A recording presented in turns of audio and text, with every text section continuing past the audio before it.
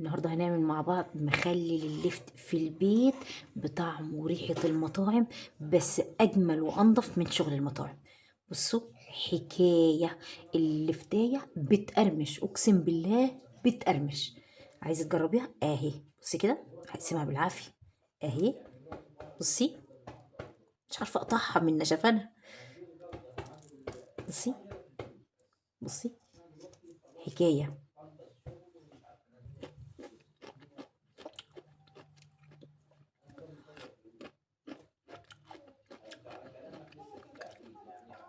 بصي. سامعة؟ أنا بسمع لك بس الصوت. بتقرمش، حكاية خطيرة، مستوية وفي نفس الوقت ناشفة. عايز تعرفي المخلل التحفة ده عملناه ازاي؟ يلا بينا على طول من غير ما اطول عليكم. بس لو لسه ما اشتركتيش في القناة، اشتركي وفعلي الجرس عشان يوصلك الجديد مني. يلا بينا على طول نعرف عملنا اللفت التحفة الخطير ده ازاي. يلا بينا. عندنا هنا كمية من اللفت بالشكل اللي انت شايفاه ده. انا طبعا نضفته كله وسبت واحدة بس عشان اوريكي انا بعمل ايه. بشيل الجزء ده كده بالشكل ده كده، وبشيل الجزء ده كمان كده، وبعمل بظهر السكينة بحاول انضف كده اللون الفاتح اللي فيه ده. طبعا انا مش عايزة اجرحه بالشكل اللي انت شايفاه ده كده، واعمل كده. بصي، كله عملته بالشكل ده. معايا دي بس نسيتها اهي، واعمل كده بالشكل ده. طبعا همسك الفرشة تمام، وهغسله تحت الحنفية كويس جدا، وهوريكي شكله في الاخر عامل ازاي.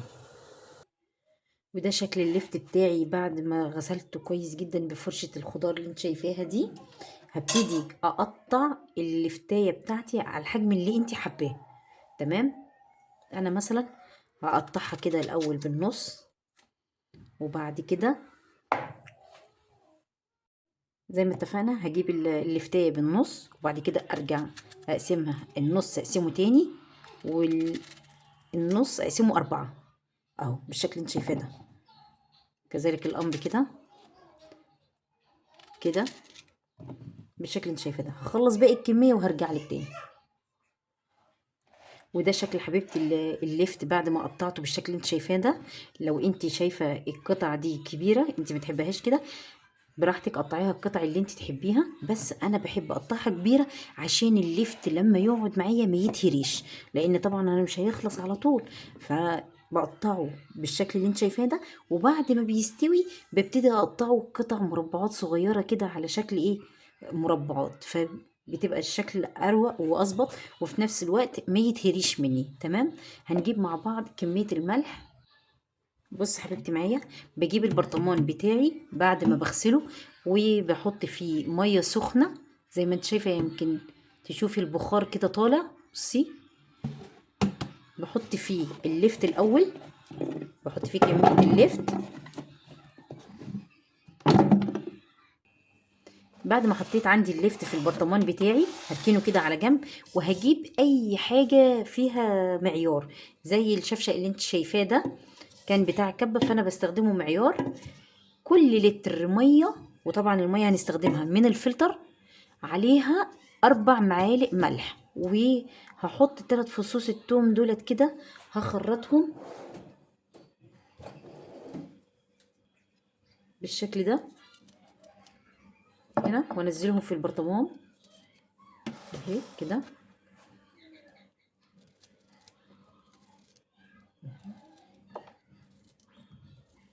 كده. التوم ده بيديلي طعم رهيب لللفت. تمام، هنركن البرطمان كده على جنب ونجيب عندنا الشفشق دي كده، كمية من المية المفلترة، وده المعيار بتاعي. هظبط بالظبط لتر مية،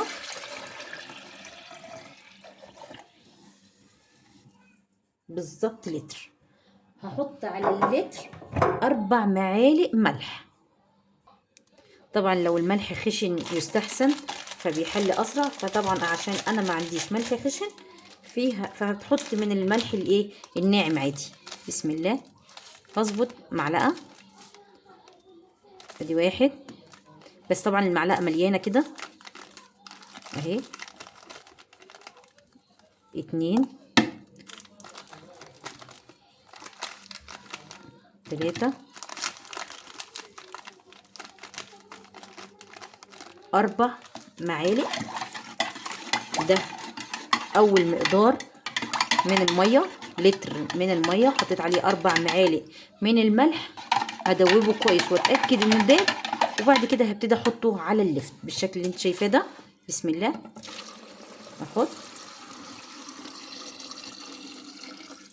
طبعا اللفت عندي هنا محتاج بس يعني حوالي نص لتر من الميه، بس طبعا مش هحط سكر، هحط بس ملح. يبقى اتفقنا اللتر بحط عليه 4 معالق، يبقى النص لتر هحط عليه معلقتين.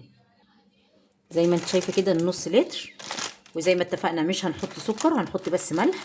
هو كميه الميه كلها هنحط عليها معلقتين بس سكر. ادي معلقتين ملح. تمام او كده. هبتدي اقلب. بعد ما اتاكدت ان الملح داب ابتدي انزل الميه بتاعتي بالشكل اللي انت شايفاه ده. تمام او كده. ابتدي اقلبه كده كويس. وزي ما اتفقنا عند اي مخلل بنعمله لازم بعد يوم من التخليل ابتدي اقلب البرطمان بتاعنا. وزي ما اتفقنا لما بنيجي نغطي البرطمان بنعمل الوقاية دي عشان خاطر البرطمان بتاعنا او المخلل بتاعنا ما يدخل البرطمان، ما يدخلش هوا فالمخلل معانا يبوظ او يحصل معاه عفن. ابتدي اقفل البرطمان عندي كويس. بسم الله. ما شاء الله كده حلو قوي. بس كده ابتدي اقلب كده كويس. وزي ما اتفقنا تاني يوم هنبتدي نقلبه على بالقلبه كده، وبعد كده نرجعه تاني. وهوريكم المخلل ده بعد ما يستوي هيبقى شكله ايه. طعمه وريحه خرافه، عشان خاطر فصين التوم اللي احنا حطيناهم. حطيه في اي مكان في المطبخ. وبعد طبعا كل يوم هو لون البرطمان باين، فهيبتدي الليفت ده يخرط اللون بتاعه، ونشوفه مع بعض وهدوقه لكم وهيبقى مقرمش ازاي وطعمه جميل. بص حبايبي، وده مخلل الليفت معايا بعد ما استوى. تمام. اللون خطير، تحفة، مش محتاج لون ولا بنجر ولا اي حاجة. هفتح معاكم كده البرطمان وهوريكم شكله من جوه عامل ازاي. بصي زي ما هو بالكيسة كده. هطلع لكم منه كده. بصوا الجمال. عايزة اقول لكم الريحة خطيرة من ريحة التوم اللي احنا حاطينها، فظيعة. بصي انا مش حابة اللون البنجر فيه، انا بحبه لونه كده. انت حابة تحطي له لون البنجر براحتك. تمام. انا هوريكم بس اللون خطير ازاي. بصي اللفتايه مش مهريه. عايزه اقولك بصي، بصي ما شاء الله. سامعه؟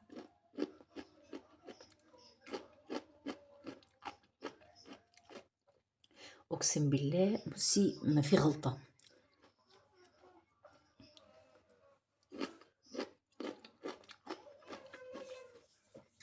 حكايه.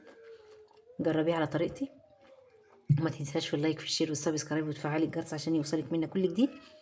دمتم في حفظ الله، والسلام عليكم ورحمه الله وبركاته، وبألف هنا وشفا.